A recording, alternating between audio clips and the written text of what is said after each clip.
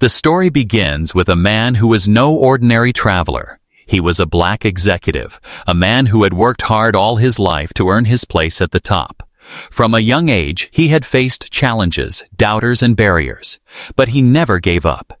His sharp mind, determination, and discipline had carried him through, step by step, until he became one of the most respected leaders in his industry.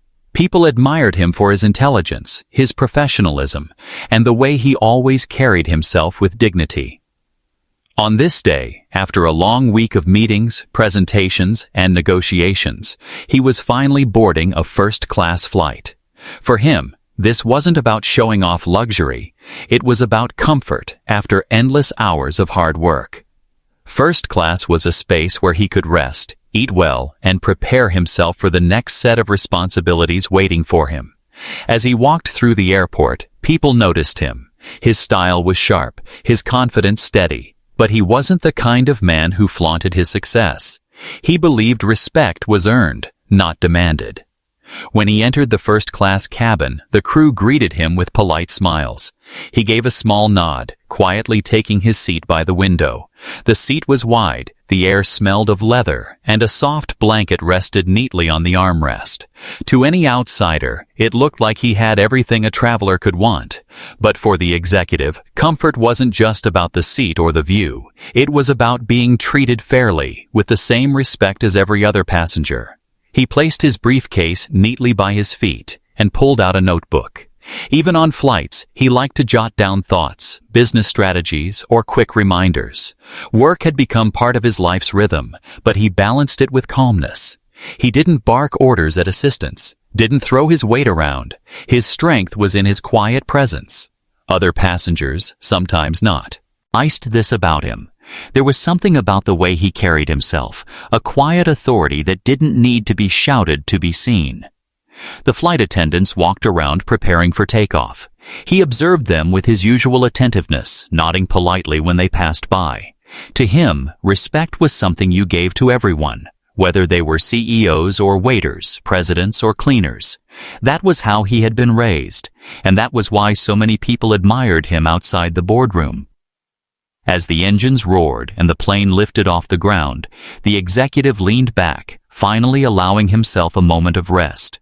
He thought about his week, about the deals he had closed, and about the employees who looked up to him as a role model. Many younger professionals admired not just his success, but the way he represented strength, intelligence, and dignity in a world that didn't always make it easy for him. Dinner time was approaching. He had pre-booked his meal days ago, something he always did to avoid any confusion. First-class meals weren't just food, they were part of the experience he had paid for, part of the comfort he deserved after hours of travel. He wasn't greedy or demanding, he simply expected the same service every other first-class passenger received. He adjusted his watch, looked out of the window at the fading sunset, and smiled faintly. Flying had always been symbolic to him. It reminded him of his own journey, from being underestimated and doubted to soaring high above the challenges that once tried to hold him back. The clouds outside seemed to echo his life story, sometimes rough, sometimes calm, but always moving forward. What he didn't know, however, was that this flight would not go the way he imagined. He had boarded thinking it would be another routine journey, a few hours of quiet before landing and moving on to the next big task. But hidden in the details of this ordinary flight was an extraordinary story waiting to unfold. For now, he sat in peace, unaware of what was about to happen. The crew moved down the aisles, preparing the first-class dining service. Other passengers chatted quietly, sipped champagne, or reclined their seats. The executive, calm and composed, waited patiently for his meal, never imagining that this simple moment, dinner on a flight, would turn into a situation that would test his patience, his dignity, and his power. His story was about to take a turn. The man who always carried himself with quiet strength was about to face open disrespect. And though he would handle it with calm, the world would soon see that even the quietest man could make the loudest impact when pushed too far. The flight was smooth in the beginning. The plane soared above the clouds, the sky outside glowing with the fading colors of sunset.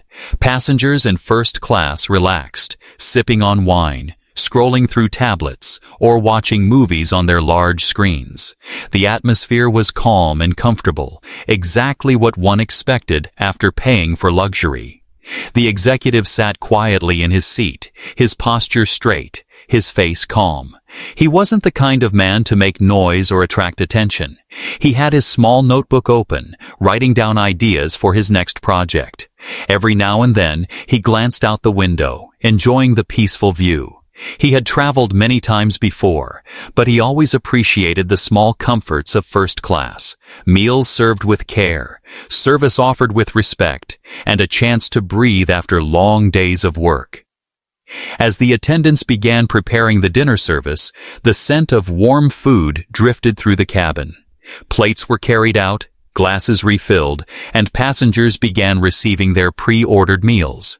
The executive placed his notebook away, ready for his own meal, which he had booked days in advance. It wasn't just food, it was part of the premium service he had paid for. When the attendant reached him, she gave him a tight smile, almost forced. He politely asked for his meal, expecting it to arrive the same way it did for others, but instead of placing the tray in front of him, she frowned slightly. "I'm sorry," she said in a flat tone. "We don't have your meal available." The executive blinked, confused. "Excuse me? There must be some mistake. I pre-ordered it," he replied calmly, keeping his tone respectful. The attendant shrugged, almost dismissively. "Well, it's not here. You'll just have to take what's left." Her words stung, not because of the missing meal, but because of the coldness in her voice. He looked around and saw other passengers, being served exactly what they had ordered. Their trays were placed with care, their choices respected. Yet here he was, being told to take whatever remained, as if his comfort didn't matter. He tried to remain calm. "Can you please check again? I booked this days ago," he said. But instead of checking, the attendant simply sighed. "Sir, I already told you. There's nothing to check. Do you want the chicken or not?" Her tone was sharp, as though he was inconveniencing her. The executive's chest tightened. He wasn't angry yet. He was hurt.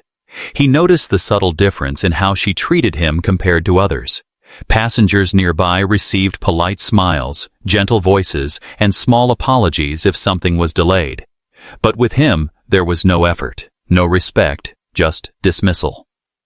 He looked at the tray she was holding.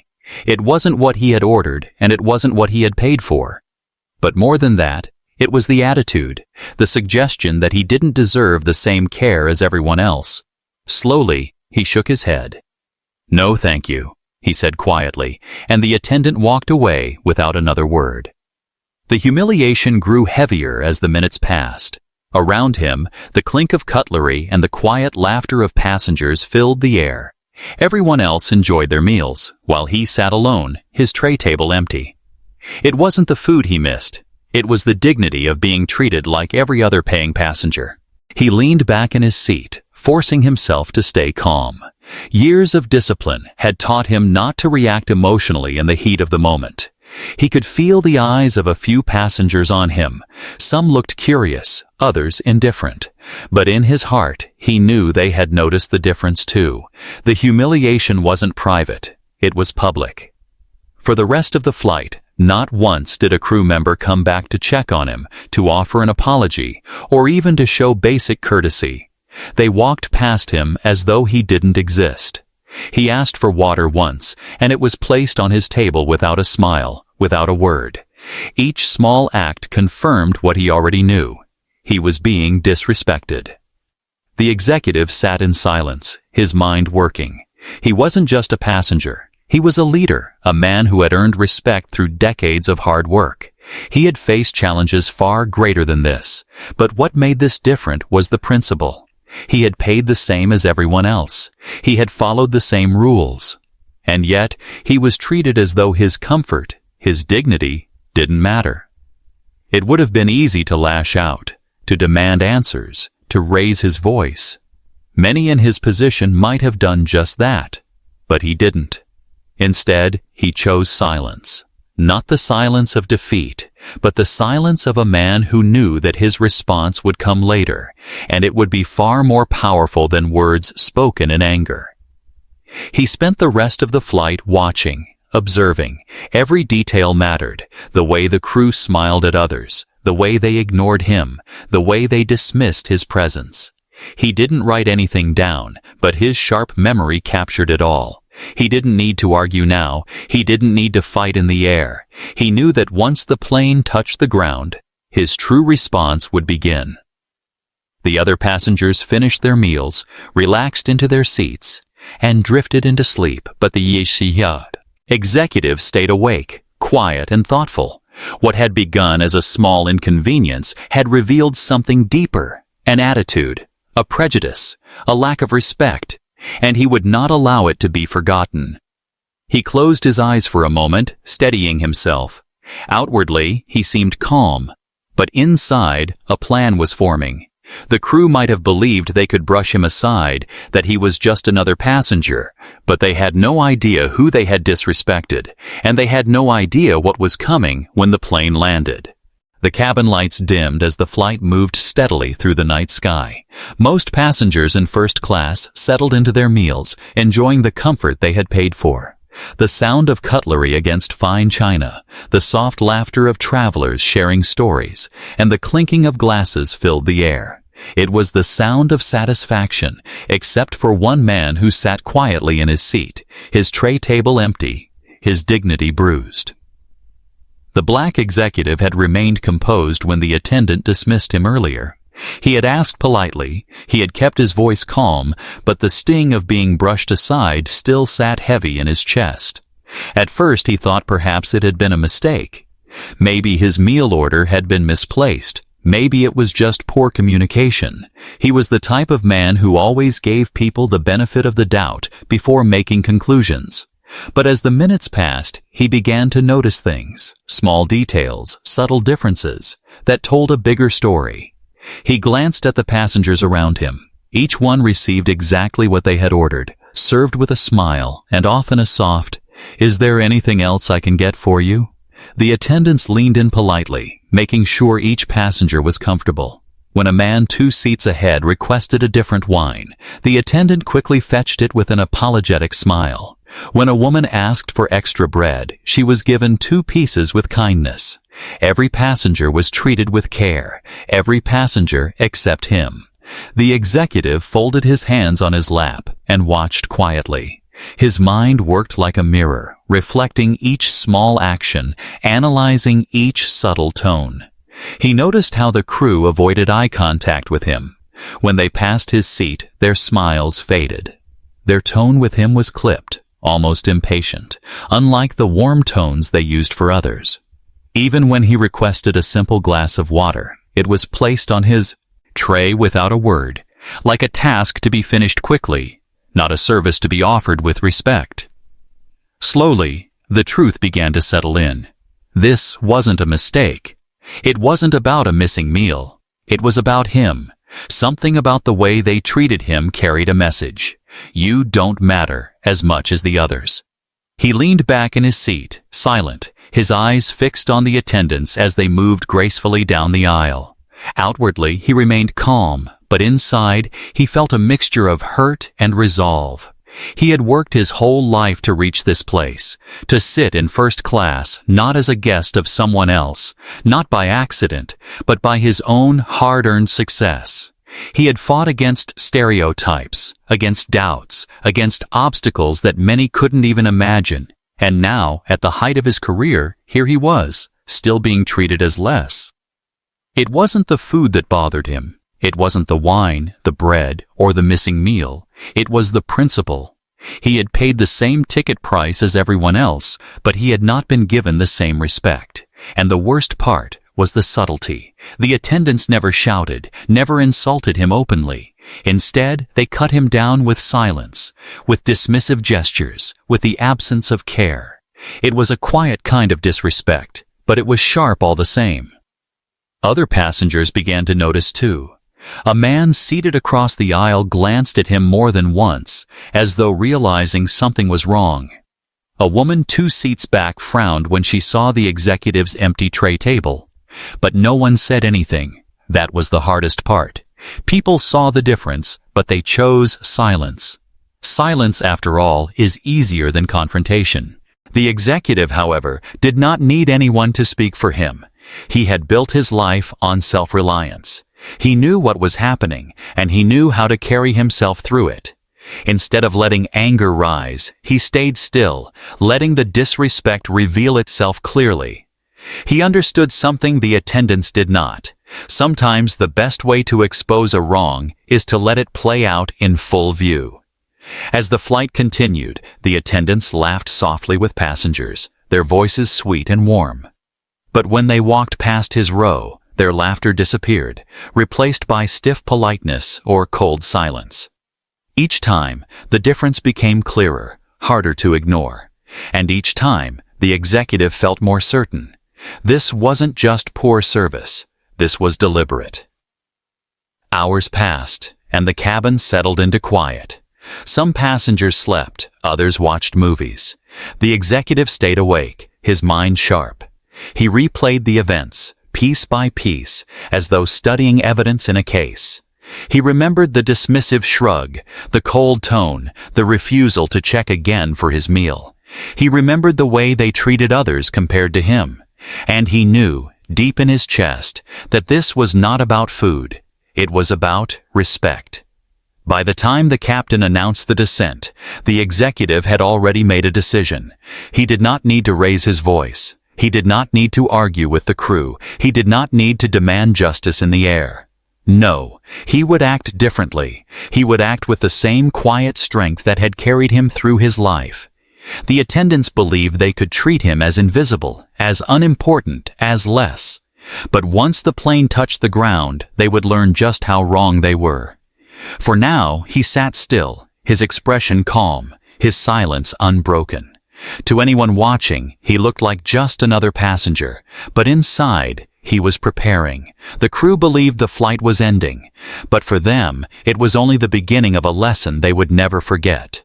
The night grew quieter inside the cabin. Most passengers had eaten, some were sipping wine, and others had reclined their seats for rest.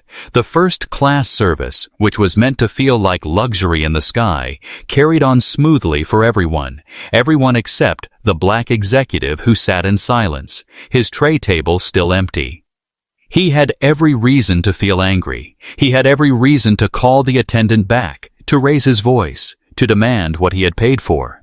Many others in his place would have done just that, shaking the cabin with their outrage. But that was not his way. The executive had built his life on patience, on discipline, on knowing when to speak and when to remain quiet. In that moment, he made a decision. He would not let them see him lose control.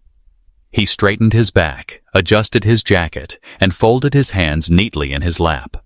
Outwardly, he appeared calm, almost serene, as though nothing had happened.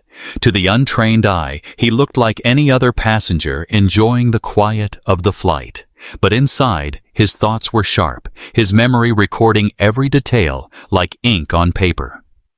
When the attendants passed by, laughing warmly with others, he kept his eyes steady, his face unreadable.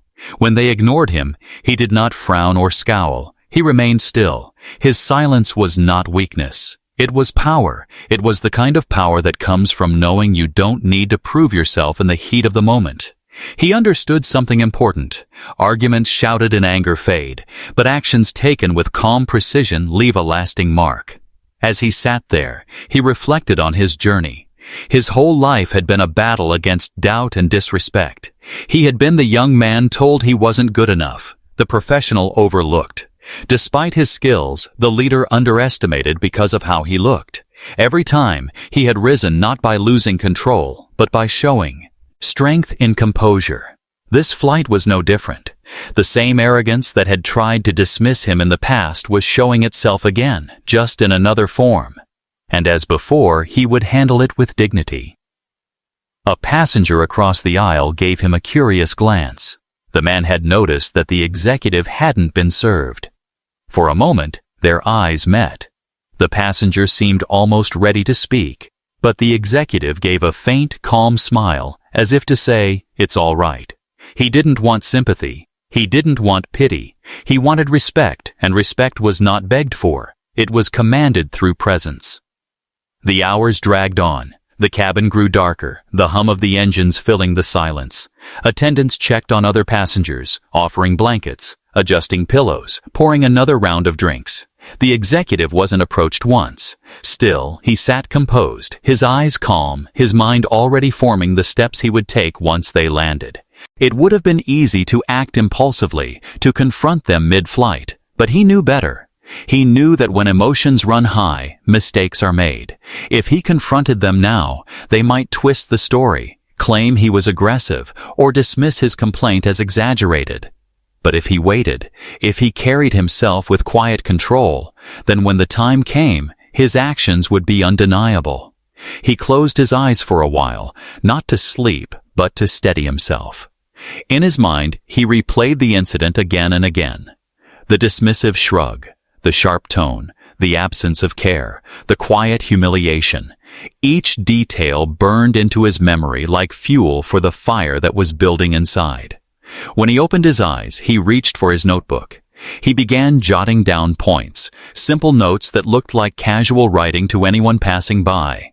But in reality, it was a record of what had happened, written with the precision of a man who was preparing not for an argument, but for accountability. The flight attendants walked past once more, their eyes sliding over him as though he wasn't there.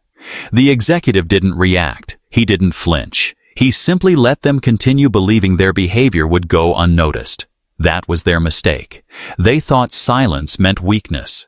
They didn't realize silence, in his case, meant calculation. When the captain finally announced that they would soon begin their descent, the executive closed his notebook and placed it back in his briefcase. He adjusted his tie, brushed an invisible wrinkle from his jacket, and leaned back. To anyone watching, he looked relaxed, like a man preparing for landing. But inside, he was sharper than ever. He knew exactly what he would do once the wheels touched the ground. He would not argue. He would not complain to the very people who had disrespected him. Instead, he would make one call, a call that would carry more weight than 100 angry words spoken on the plane. As the city lights sparkled below, the attendants prepared the cabin for landing. They smiled at other passengers, making sure everyone was comfortable. None of them stopped at his seat. None of them realized the storm quietly waiting for them once the plane touched the runway. And so, the black executive sat in silence, calm on the outside, powerful on the inside. His composure was his shield, his silence his weapon. The humiliation he had endured was real, but it would not end here. No, this was only the beginning. The attendants thought they had dismissed him. They thought they had gotten away with it. But soon they would learn that the man they ignored was far more than a passenger. He was someone whose calm presence held more power than they could ever imagine. The hum of the engines was steady, almost like a low song filling the air. The cabin lights had dimmed even more, leaving a soft golden glow over the first-class section. Some passengers had already reclined their seats, drifting into sleep under warm blankets. Others tapped quietly on laptops or flipped through magazines, enjoying the stillness of the night flight. For the black executive, the silence of the cabin was different. It wasn't restful. It was heavy. His tray table was still empty, untouched, a quiet reminder of what had happened earlier. The humiliation was not loud or dramatic. It was silent, subtle, and sharp, like a knife sliding in without anyone else noticing. And yet, he noticed everything. He sat upright, his hands resting calmly on his lap. To anyone passing by, he looked perfectly composed, as though the missed meal didn't bother him at all.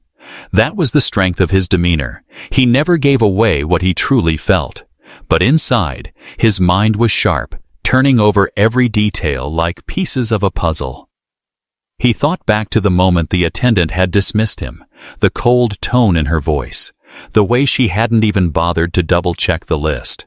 He thought about how quickly she had walked away, how she treated him like a burden, while at the same time bending over backward for others.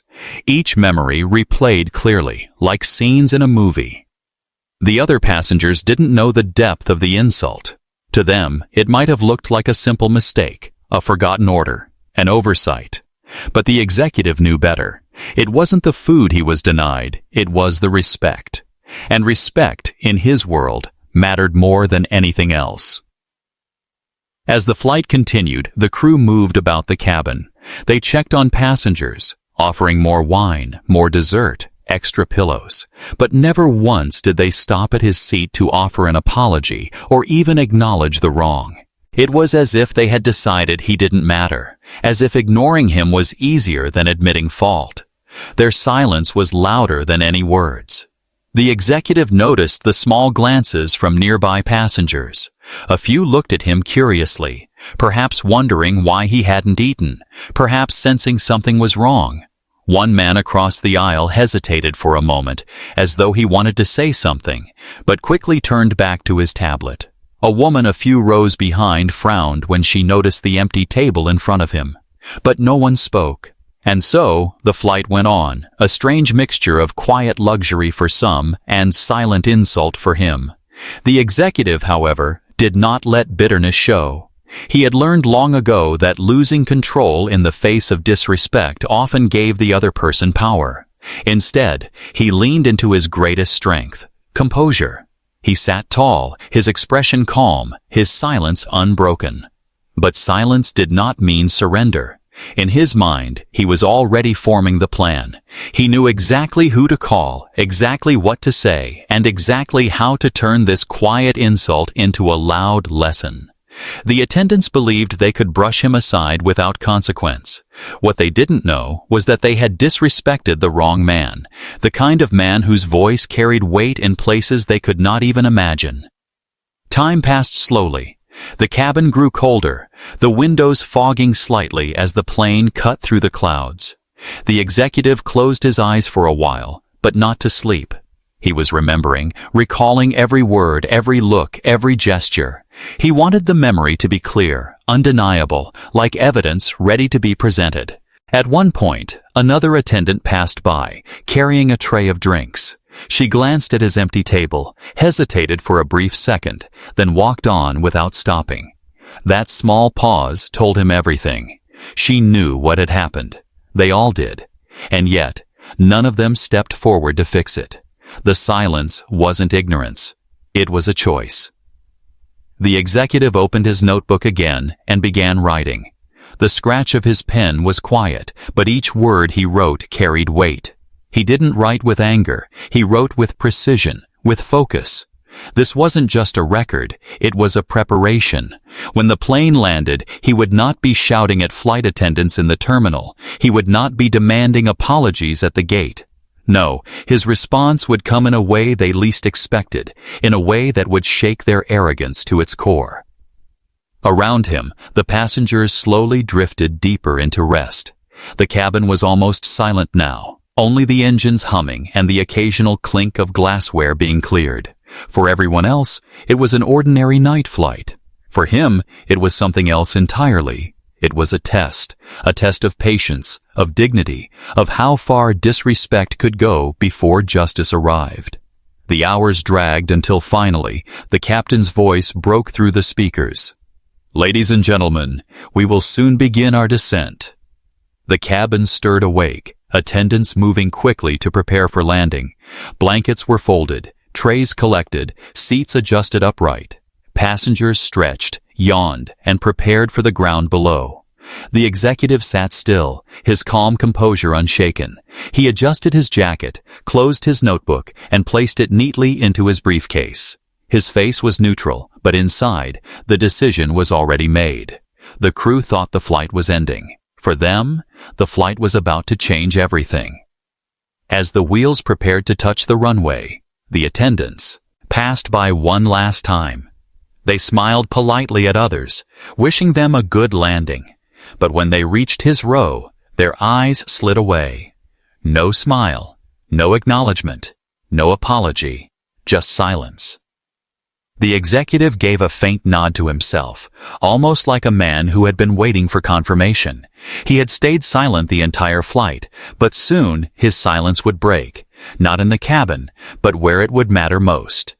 For now, he sat back, his face calm, his voice quiet, his presence powerful. They thought they had dismissed him, but the truth was, he had only been waiting for the ground beneath them, waiting for the one call that would turn this silent flight into a storm none of them would forget. The wheels screeched softly against the runway as the plane touched down. The cabin shook lightly, and passengers straightened in their seats, fastening belts as the plane slowed. For most, this was the end of an ordinary journey, but for the black executive, this was the beginning of something far greater. He sat still as the attendants prepared for landing. Their voices rang out politely. Please keep your seatbelts fastened. Please remain seated until the aircraft has come to a complete stop. They moved gracefully down the aisle, smiling at passengers, thanking them for flying. But when they reached his row, their smiles faded, their eyes sliding away as though he were invisible. The same pattern, the same dismissal, one final reminder of the disrespect he had endured. He didn't flinch. He didn't speak. He simply waited, his composure intact, until the plane rolled to a stop at the gate. As passengers unbuckled and reached for their luggage, the executive moved slowly, deliberately. He wasn't in a hurry. He wasn't like the others, rushing to leave. His power was in his calm. When the cabin doors opened and the attendants stood near the exit with practiced smiles, he walked past them without a word. They didn't know it yet, but their future had already shifted. In the terminal, he moved to a quiet corner, away from the crowd. He pulled out his phone, scrolled to a number, and pressed call. The phone rang only once before it was answered.